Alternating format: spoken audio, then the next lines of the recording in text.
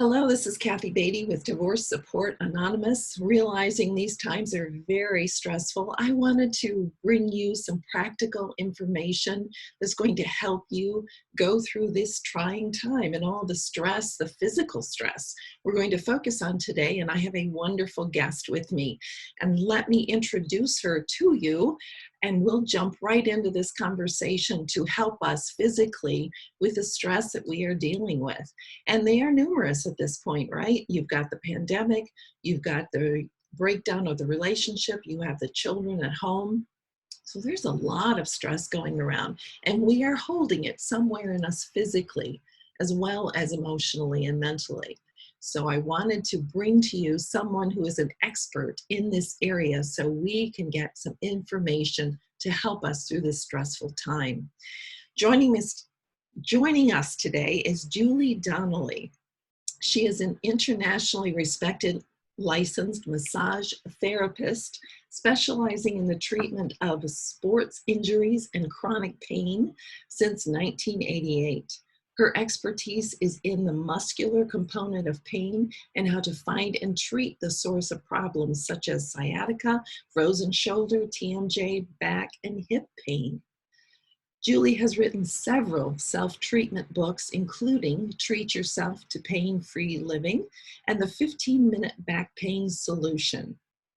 Julie teaches her popular Work Shouldn't Hurt clinics to anyone who suffers from repetitive strain injuries. She also teaches, which is going to help us a lot today, Stop Pain Fast, self-treatment clinics nationwide. Julie works on innovative muscular therapy, bringing a new understanding to the symptoms and treatment of repetitive strain injuries. Stress is a major repetitive strain injury. So Julie is here to help us understand how stress causes physical pain and a few simple techniques that will help us release that tension.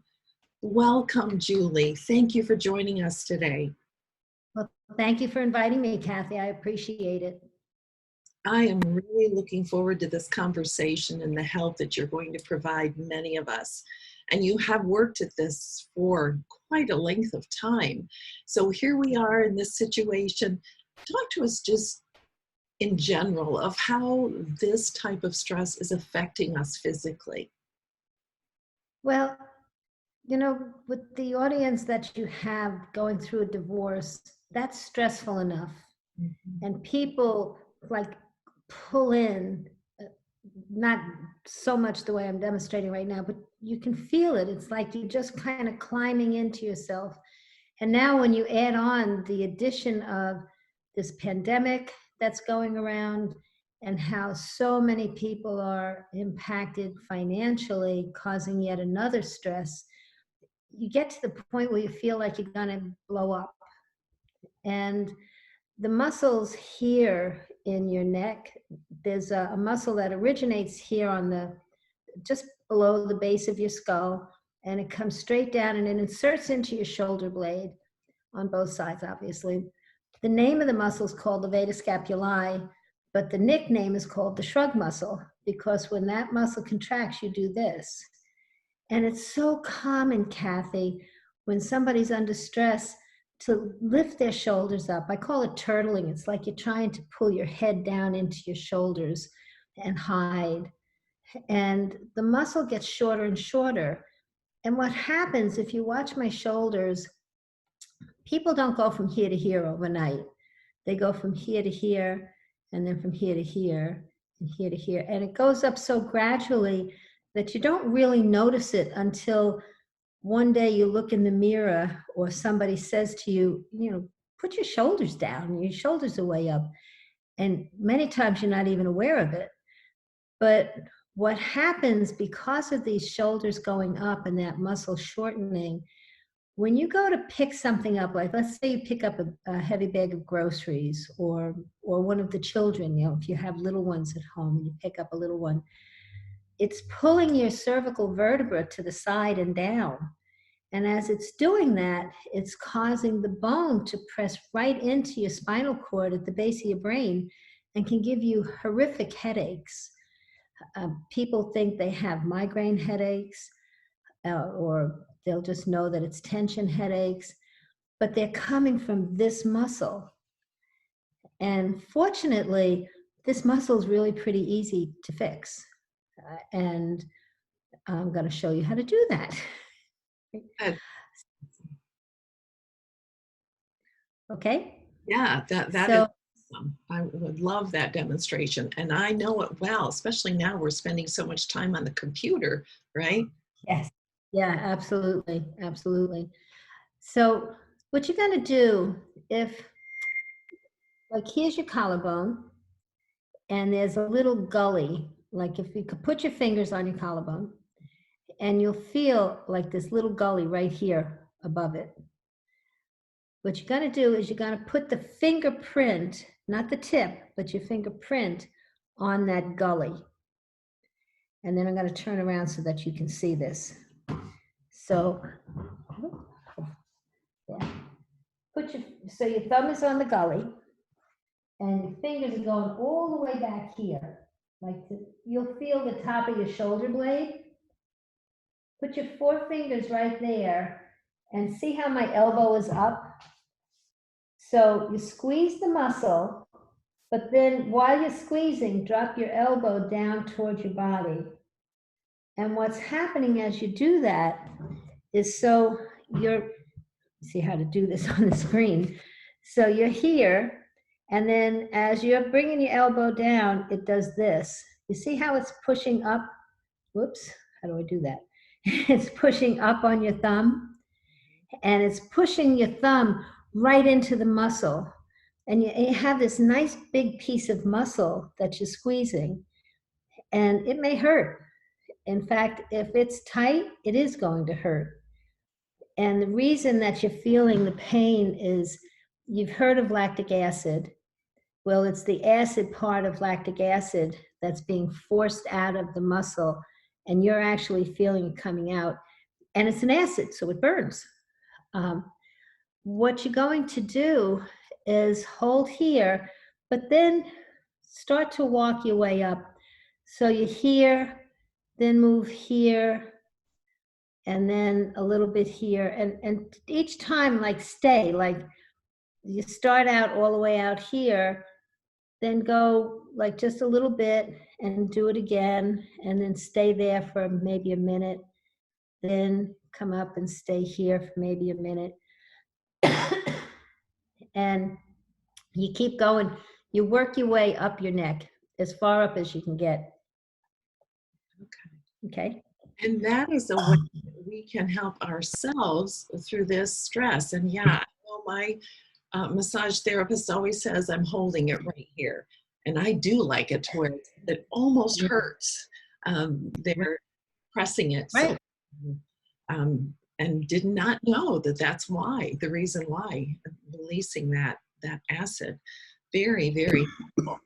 So, are there other techniques for like the back of our neck, or is this going to get to the back of our neck? Well, this is always going to be your number one. And this is always, and the thing that's so helpful is you can do it anywhere. So you can be out, you can be sitting in your car at a red light and be doing this anytime at all to try and release that tension, which then takes the tension off of your vertebra and off of your spinal cord. So it's definitely taking, if you're getting a tension headache or you have a tension headache, this is the number one muscle to treat. But then now, hopefully you'll see this, and I'm not going to be able to see you. So Kathy, just give a shout if you don't see it, okay? So here's your spine. You take your hand and come across. So your right hand is treating your left side, your left hand is treating your right side. Here's my spine. I'm not on my spine, I'm next to my spine. And I have my 4 fingers right on the muscle. And then you gotta just really pull. If you pull your elbow, do the same thing, like pull your elbow down. So here's where you are when you get set up. And then you're doing this.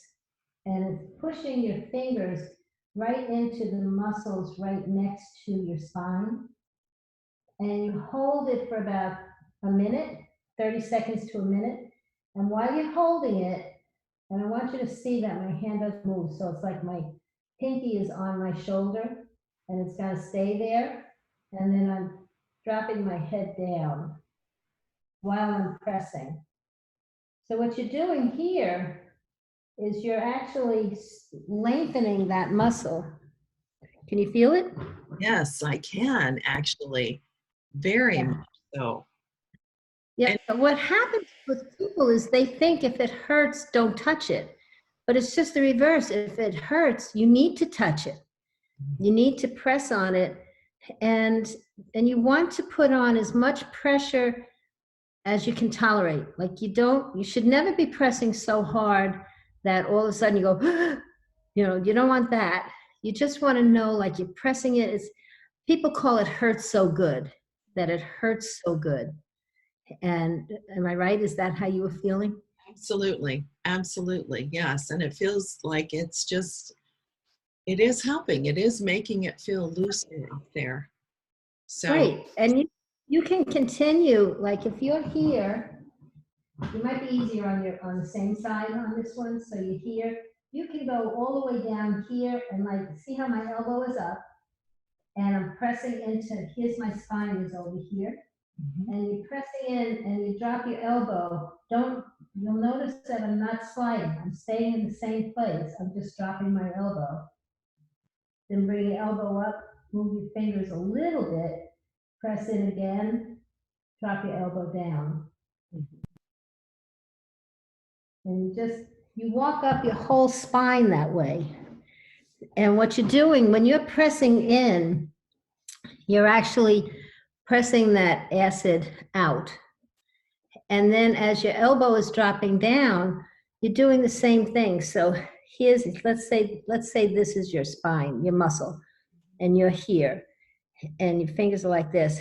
As I'm doing this, you can see it's like it's pulling, and you're lengthening this muscle. I mean, there's so many ways of self-treating muscles that people aren't aware of, and I've been teaching people how to do this since probably 1990, teaching people how to self-treat. Because one of the things I found, Kathy, is that you can come in, you can see me, you can see another massage therapist, whatever, but you need to, especially when you're under stress, you need to do it more than once a week or once every 2 weeks. And then to add on to that stress, now you're likely not even going to your massage therapist once a week because of this whole thing. And so you can't just stay in pain. I mean, you can't, right? Especially if you have children that you're taking care of and you're trying to get them through this divorce situation that you have, you need to get yourself out of tension. Yeah, will you speak to that? Because, right now, as we're going through this stress, the touch of a loved one.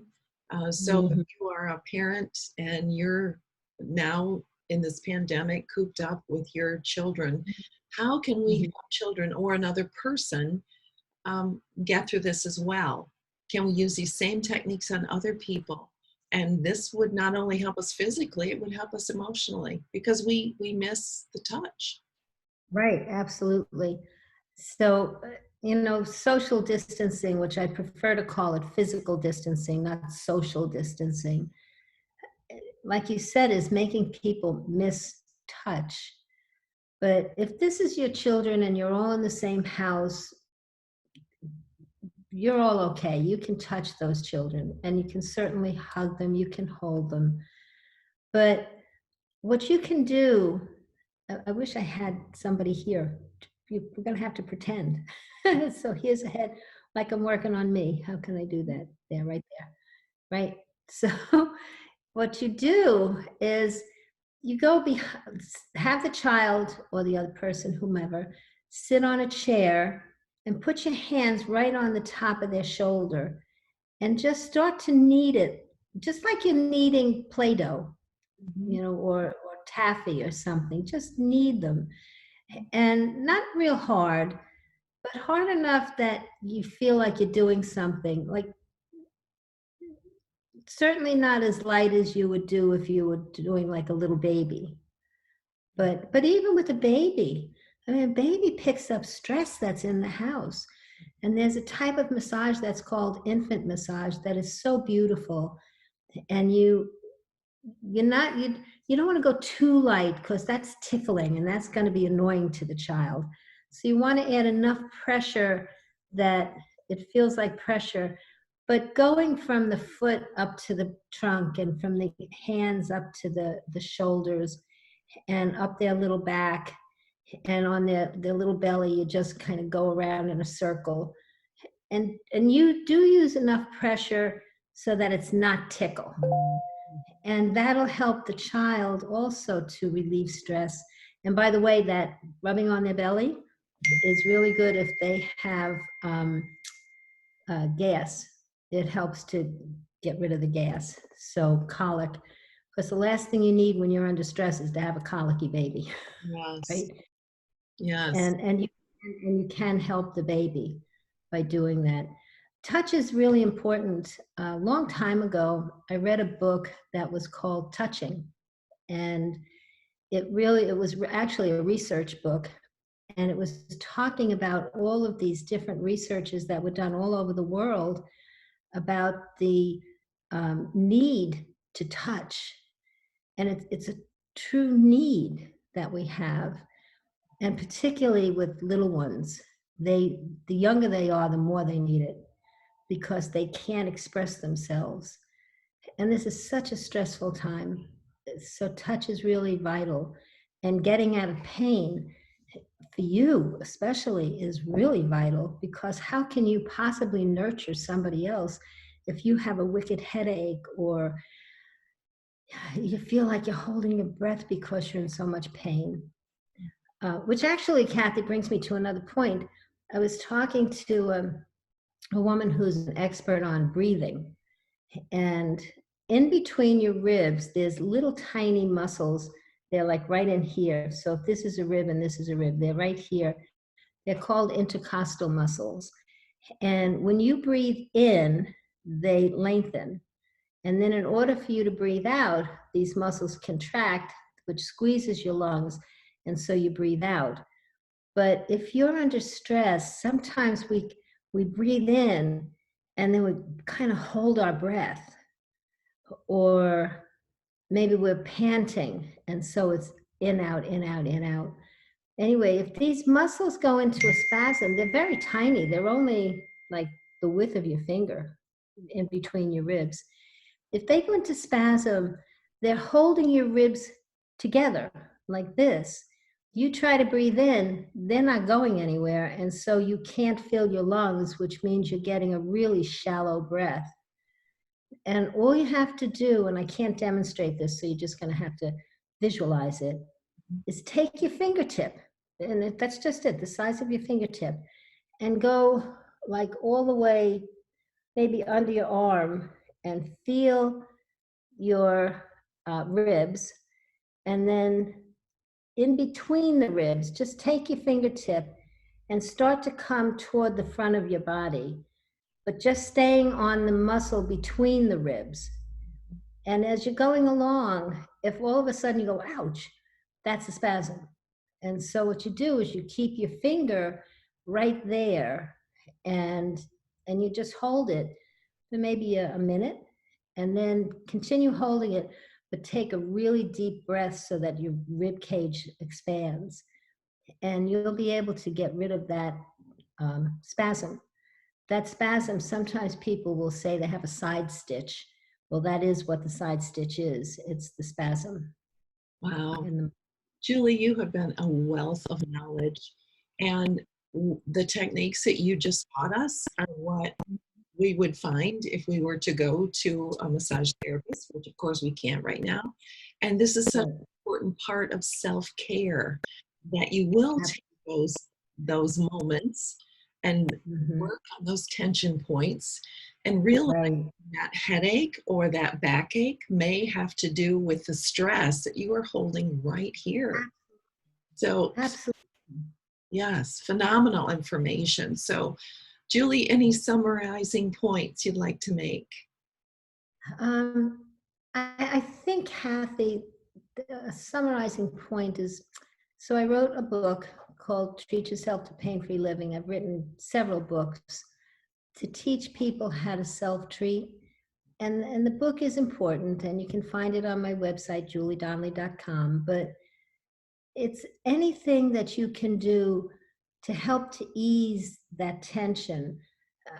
Listen to nice music, go for a walk, um, look at flowers. I mean, anything that you can do.